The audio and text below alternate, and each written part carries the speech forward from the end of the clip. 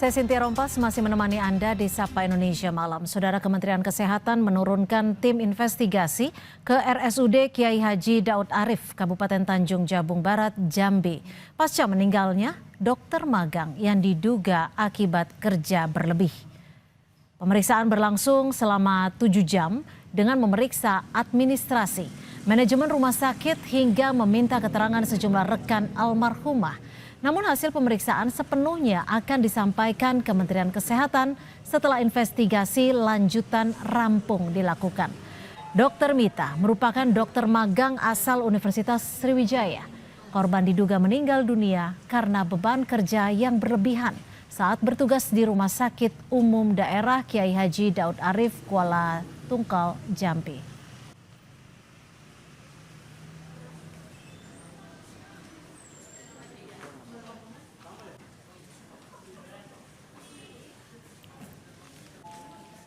Yang diperiksa tadi Pak? Sebenarnya mereka melihat dari sesuai dengan yang ada itu terkait dengan jadwal apa segala macam, dan data-datanya sudah kita sampaikan, nanti tunggu hasil dari kementerian aja karena mereka nanti yang melaksanakan untuk rilis yang sebenarnya seperti apa. Itu mungkin. Orang yang diperiksa berapa orang? Kalau yang diperiksa itu termasuk ruangan juga, termasuk tadi dokter pembimbing, termasuk juga dari manajemen, itu semua ditanyain tadi. Berapa lama Pak hasilnya? Gimana? Hasil belum. Kita tunggu nanti hasil dari rilis Kemenkes. Pak, kan Adapun kasus dokter magang yang meninggal dunia selama 3 bulan terakhir, yaitu sudah sebanyak 3 orang atau 3 dokter. Kasus pertama terjadi pada bulan Maret, di mana dokter mengalami gejala flu, dan pertengahan bulan Maret 2026 ia menangani kasus campak. Dokter meninggal dunia pada akhir Maret dengan diagnosis akhir campak dengan gangguan jantung dan otak. Kasus kedua, saudara, terjadi pada Februari 2026. Dokter mengalami nyeri sendi, demam, diare hingga muntah dan meninggal dunia pada 26 Maret 2026. Diagnosis sementara karena anemia. Kasus ketiga, dokter mengalami gejala demam pada awal Maret 2026 dan meninggal dunia pada 17 Maret 2026 dengan diagnosis akhir DHF dengan kompilasi syok. Kasus keempat, dokter yang meninggal dunia pada 1 Mei diduga karena beban kerja berlebihan. Sebelum meninggal dunia, dokter dilaporkan bekerja selama 3 bulan tanpa libur di IGD.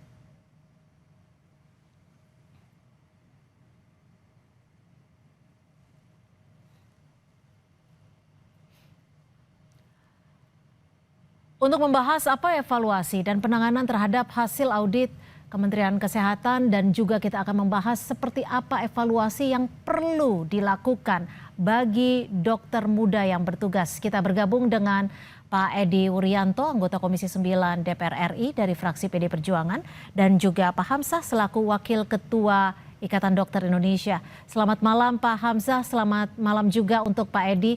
Saya akan langsung saja kita bahas dengan IDIS tentunya. Dalam 3 bulan terakhir, Pak Hamzah, ini kan sudah ada 4 dokter magang yang meninggal dunia.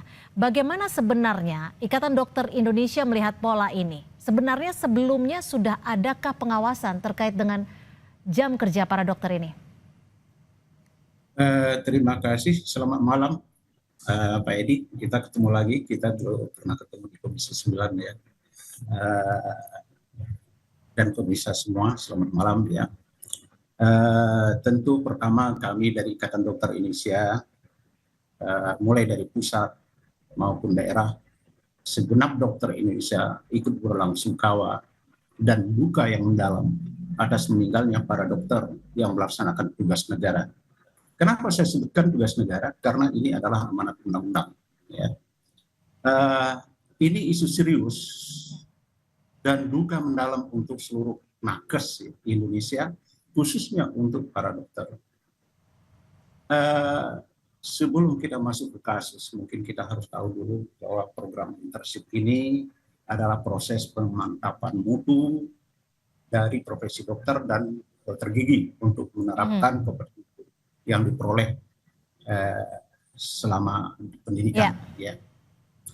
Ya. Ini amanat awalnya itu karena kenapa perubahan itu terjadi, adanya internship, itu karena amanat undang-undang praktek kedokteran di tahun 2024 ya, di 2004 ya.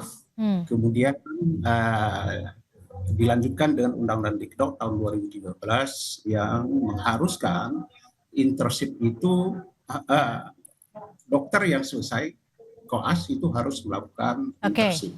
Ya. Sekarang ini ya undang-undang itu sudah tidak ada lagi ya. Sekarang berlaku Undang-Undang Kesehatan nomor 17 tahun 2023 ya.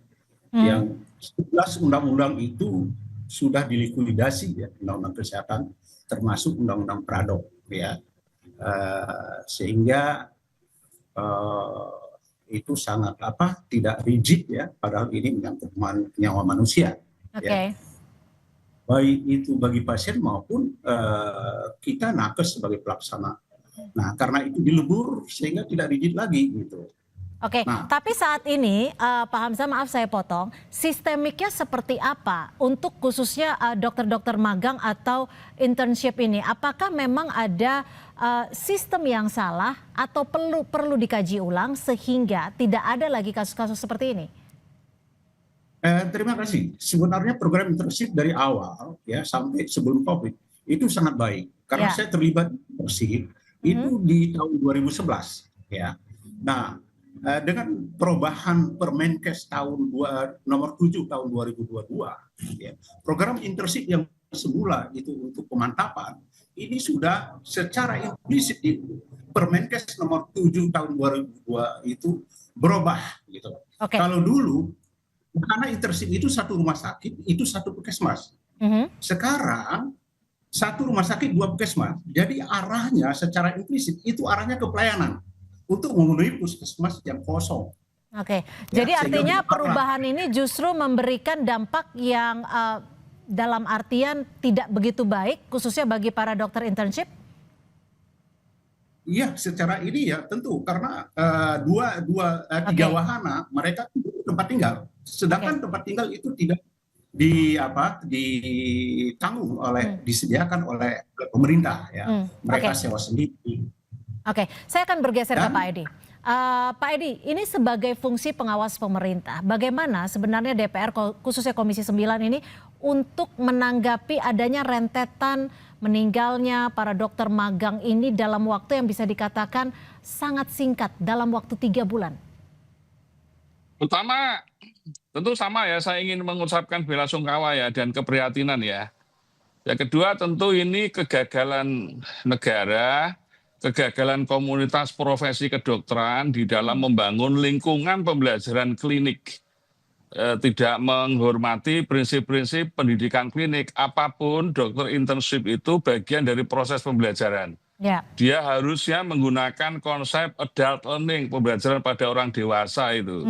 Tetapi yang terjadi pada dunia pendidikan kedokteran dan proses internship ini ada relasi yang tidak seimbang antara pendidik klinik dan mahasiswa atau peserta didik atau peserta intensif. Jadi rata-rata pendidik klinik itu merasa dominan, merasa superior, merasa menakutkan, galak, dan lain sebagainya. Lalu peserta didik dalam posisi inferior, rentan, ketakutan. Akhirnya proses seperti ini menjadikan mereka tereksploitasi. Mereka harusnya belajar, mengintegrasikan seluruh ilmu yang dia miliki di tatanan klinik, tapi yang terjadi pada lingkungan pembelajaran mereka itu justru mereka dianggap tenaga kerja yang bisa dimanfaatkan dalam tanda kutip ya. Dimanfaatkan, lalu tenaga kerjanya bisa dianggap murah, mereka bisa diperintah dengan kemauan lingkungannya. Akhirnya budaya ini nggak hilang sampai sekarang. Yang terjadi Dr. Meta itu kan kelelahan kan. Artinya ini sudah diketahui oleh Komisi 9 DPR RI bahwa ada sistem, ada gejala senioritas negatif di dunia kedokteran khususnya bagi para dokter-dokter magang? Itu sudah 2-3 tahun terakhir ini ketika kita membahas undang-undang kesehatan, isu ini sudah muncul. Maka kita kan ingin memperbaiki regulasi negara yang terkait dengan proses pendidikan dan pembelajaran, terutama di lingkungan pembelajaran klinik. Jadi budaya senioritas junior, lalu budaya yang selama ini terjadi harus dibongkar. Lalu beberapa instrumen negara kita kuati. Karena itu kolegium kedokteran yang memang kita naikkan posisinya di bawah negara, kita harapkan mampu menciptakan sistem pendidikan klinik yang baik, yang menggunakan prinsip-prinsip pembelajaran pada orang dewasa. Itu yang mestinya terjadi. Kalau pembimbing kliniknya atau pendamping kliniknya atau perseptornya atau mentornya di klinik atau seniornya di klinik tahu betul bahwa Mita ini sedang proses belajar, mestinya kalau komunikasinya berjalan dengan efektif, tidak mungkin kan orang sakit, orang yang lemah, lalu dipaksa bekerja dengan jam kerja yang beban kerja yang tinggi, dengan supervisi yang lemah, kan tidak mungkin kan. Harus ada komunikasi yang egaliter dong. Karena itu penting bagi negara ini menciptakan lingkungan pembelajaran klinik, dan itu diawali dari komunitas profesi kedokteran, apakah itu ID, kolegium, atau lingkungan rumah sakit di mana di situ ada komunitas profesi dokter yang sedang mendidik. Jadi ini soal lingkungan, soal yang kompleks, dan itu tidak mudah. Karena itu saya tidak 3 kasus kematian dan beberapa kasus yang terjadi di dunia pendidikan kedokteran, dulu di Karyadi, lalu di Rumah Sakit Hasan Sadikin. Saya kira ini warning penting agar pendidikan klinik bagi dokter dan tenaga kesehatan yang lain itu perlu diperbaiki oleh negara ini. Pak Hamzah, kalau kita tahu bahwa sebenarnya program internship ini tujuannya, hakikatnya adalah baik untuk meningkatkan ilmu dan juga kebiasaan para dokter-dokter muda untuk praktik langsung. Tapi di sisi lain justru ada eksploitasi tenaga kerja di dunia kedokteran ini. Apakah ID memantau ini? Jikalaupun memantau, apakah ada tindakan yang sudah dilakukan ID bagi rumah sakit yang terindikasi terjadi hal serupa? Terima kasih. Mungkin sebelumnya saya akan coba menjelaskan sedikit apa yang disampaikan Pak Edi ya. Kita tahu internship ini bukan proses pendidikan, itu satu kata kunci. Yang kedua, persoalannya itu kalau saya lihat itu ada 4 masalah. Karena saya terus terang dari tahun 2011 itu ada di provinsi. KIDI atau KIKI yang namanya sekarang itu perpanjangan tangan dari KIKI provinsi. Kenapa ini terjadi? Karena sejak tahun 2022 itu Permenkesnya berubah. Yang seperti saya sampaikan tadi. Pertama adalah KIKI-nya itu kepala dinas. Bagaimana kepala dinas bisa mengurus KIKI ini? Sedangkan program mereka tersendiri itu sangat banyak di daerah. Yang kedua, itu kepala dinas itu ada muatan politis. Mereka punya lebih manut kepada daerahnya. Jadi bukan permasalahan senioritas dan segala macam, Pak Edi. Itu saya ralat ya. Jadi persoalannya ada di regulasi sebenarnya. Yang dulu satu rumah sakit, satu puskesmas, yang sekarang untuk pemenuhan itu. Karena kepala dinas dituntut pelayanan di setiap puskesmas yang kosong, itu harus ada dokter. Terus kepala dinas mikirnya dari mana? Tentu dari dokter-dokter internship ini. Sehingga terjadi overload ya, beban kerja kepada dokter ini. Ditahan dulu Pak Hamzah. Terpantau tidak Pak Edi atas keluhan dari tenaga medis kita di sini? Permenkes yang berubah justru merugikan bagi para tenaga medis kita. Saya akan coba evaluasi ya terkait dengan regulasi pendidikan klinik ini ya. Tetapi pada prinsipnya bahwa kita sudah membagi tugas instrumen negara ini yang terkait dengan pendidikan klinik, itu konten pembelajaran klinik lebih diarahkan ke kolegium. Dialah komunitas profesi yang memiliki standar pendidikan, standar proses, standar input, standar hasil, dan bagaimana pelaksanaannya di dalam konteks pendidikan klinik.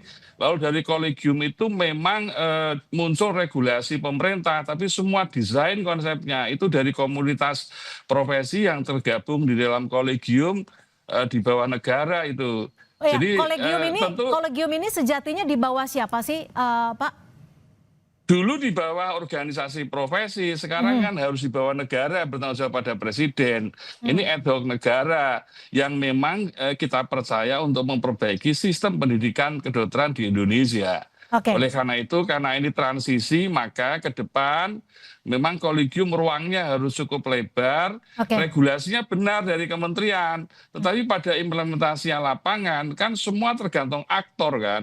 Ya. Karena ini soal belajar, soal intensif, maka mau tidak mau itu dikaitkan dengan hubungan antara peserta didik dan pendidik. Ya. Ini yang saya kira penting lah, sistem itu mendukung apakah lingkungan pembelajarannya, sarananya, metodenya, Oke. ataukah mungkin juga sarana fasilitasnya dan yang lain, jam kerjanya, kemudian kita sesuaikan. Maka menurut saya ini menjadi bagian penting dari evaluasi total, bukan hanya oleh pemerintah, tapi juga komunitas profesi kedokteran ke depan. Pak Hamzah, idealnya harus seperti apa perbaikan yang bisa dilakukan setidaknya agar para dokter yang bisa dikatakan tenaga medis di Indonesia itu bisa dikatakan kurang, agar kesejahteraannya lebih baik lagi dan tidak menjadi korban dari kinerja pekerjaan yang mulia ini? Terima kasih. Kita dari awal program ini kita sudah memberikan masukan-masukan. Yang awalnya itu BHD, ya kita lihat dari BHD, dari sisi BHD dulu. Yang dulu 1.500.000 itu tuh sungguh tidak manusiawi. Kemudian kita perjuangkan menjadi 2.500.000. Kemudian waktu Prof Nila itu 3 juta sekian. Kita mengusulkan waktu itu adalah 10 juta. Tapi 3 juta itu udah berapa tahun? 15 tahun dari sekarang, ya. Itu tidak ada kenaikan.